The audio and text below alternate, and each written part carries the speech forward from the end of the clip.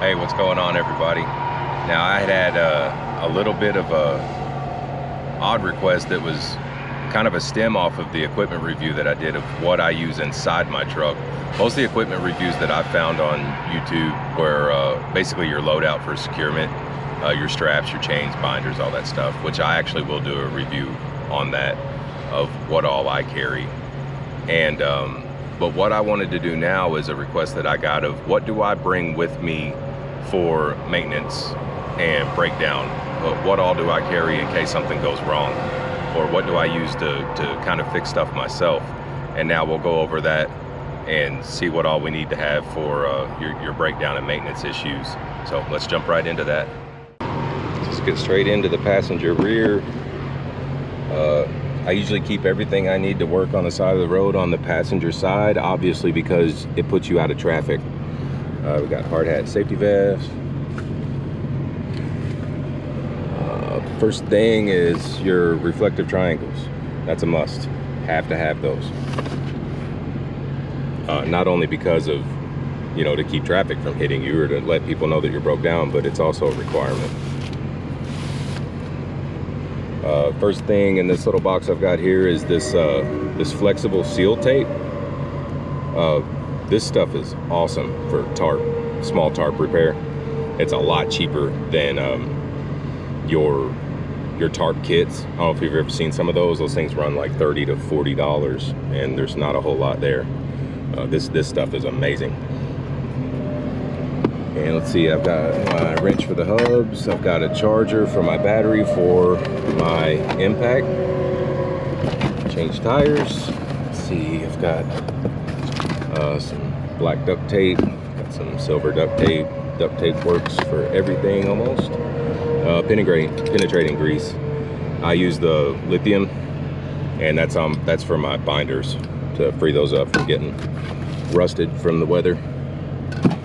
And that's it in that box. That's what all I've got inside here. Now let's go to the back and I'll show you what I keep. So the first thing you'll notice that I have is the fire extinguisher. It is charged. That's a must, DOT requirement, just like the triangles are. I carry dunnage with me. I've got 4x4s by 8s. I've got some little sticks over here. I've got some more up front there. I carry a spare tire aside from my regular spare, because if I have to get a tire replaced, I generally want to keep brand new tires. These are the same tires, the one on the spare and this spare tire with no wheel in it. I like to change the whole axle group at once. That way I don't get a regular tire wear, because the tire I may be changing, the one next to it, since I run duals, the one next to it could be, you know, 5-6 months old. The tread on it could be way less. So what happens is whenever you put a new tire on with an old tire that had less tread on it, you're going to start to get irregular wear on both tires. So what I like to do is just throw on a whole new axle group and keep the one that came off as my next spare until I can start getting things rotated. And I highly suggest the truck toolbox. These are cheap. And let's see, first thing I have in here is my just small hand tools. Stuff like a tape measure, hammer, tire tool, check the pressure, tire gauge. Just small odds and ends, screwdrivers, adjustable wrench. I've got some bits here. Got some grease fittings for my gun that I'll show you in a minute. Tape measure, have to have that. Next thing I have is my bottle jack. I used a 12-ton bottle jack because I should never have to worry. I can jack this trailer up no problem, whether it's empty or loaded, and it's really not a lot higher than the rest of them. There's no sense in buying a 6-ton. You just get a 12-ton and you don't have to worry about weight. I've got the lock for my trailer. I have a wheel chock in here because when you're detached from the trailer doing any work or going on PC, going anywhere, if you're on any type of incline or anything, these trailers don't have a parking brake. The brakes don't set when they're unhooked like air brakes. So you'll need a chock to prevent movement. I've got my drill. I've got a small socket set for the small things.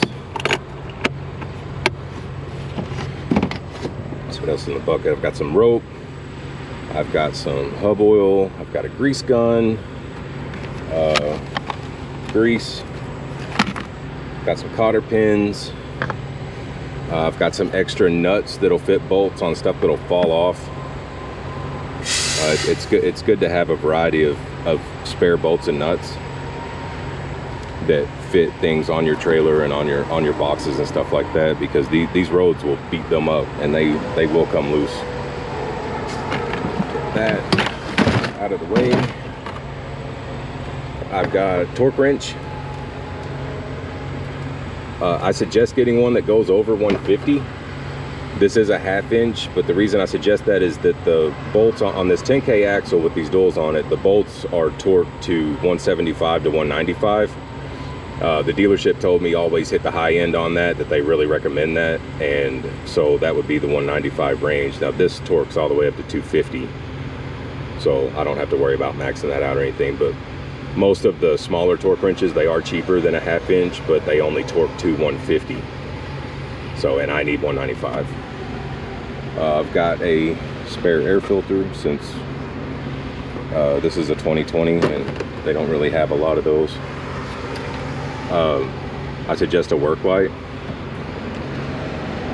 Magnetic if you can get one. I've got other various pieces of dunnage in here, just little pieces of 2x4s. Because you can stack those up. There's been a few times where I've had to get a car up on here that I wasn't going to clear, and all I had to do was put a couple of 2x4s at the beginning of the ramp, and it gave it just enough clearance to get over and off. I've got my 1/2 inch socket set for the big stuff.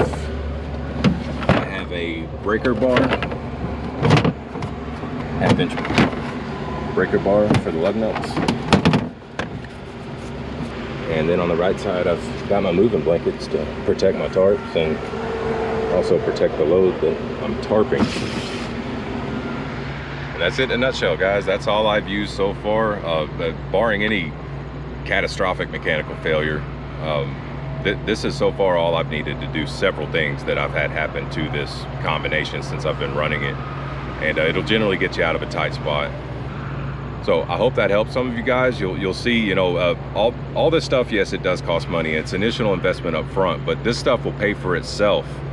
Once you start racking up some service calls and some roadside assistance, this stuff pays for itself very, very quickly, and it continues to help you down the road.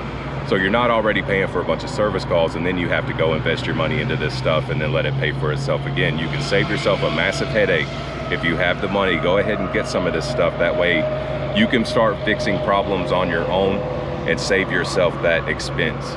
It is very, very nice to be able to take care of yourself in just a few minutes instead of waiting on hours for someone to take care of you. And then you've got the same situation coming up next time you brake if you still fail to get anything to help yourself with. So do as much as you can on your own. Try to limit any expense that is unnecessary. And I hope this helps some of you guys out.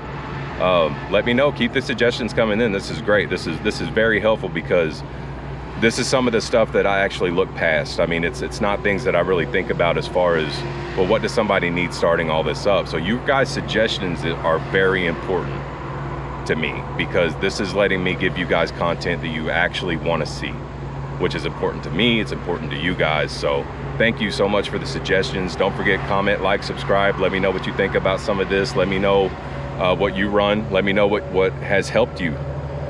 And that you know, any feedback that I can get, I greatly appreciate, because if I can learn from this while teaching you something you may not know, everybody wins. So we'll see you guys next time.